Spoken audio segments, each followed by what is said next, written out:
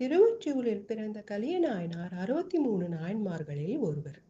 செக்குத் தொழிலில் ஈடுபட்ட வணிகர் குடும்பத்தில் பிறந்த இவர் சிவபெருமானின் தீவிர பக்தராக விளங்கினார். திருவொற்றியூர் கோவிலில் உள்ளும் புறமும் ஆயிரக்கணக்கான விளக்குகளை ஏற்றினார். திருவிளக்கு பணிபுரிய கலியநாயனார் தமது செல்வத்தை முழுமையாக பயன்படுத்தினார். பின்னர் வறுமை நிலை ஏற்பட்ட போதும் தமது பக்தியை துறக்காமல் கூலி வேலை செய்து கோவிலில் திருவிளக்கேற்றும் பணியை தொடர்ந்தார். கூலி வேலை கிடைக்காத நிலையில் தமது வீட்டில் உள்ள பொருட்களை விற்று திருவிளக்கு பணியை மேற்கொண்டார். இறுதியில் தமது மனைவியையும் விற்க முனைந்தார்.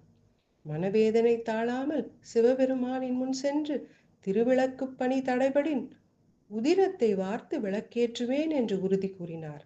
அப்போது சிவபெருமான் அருள் புரிந்து கலியநாயனாரின் பக்தியை பாராட்டி திருவடி பேறு அளித்தார்.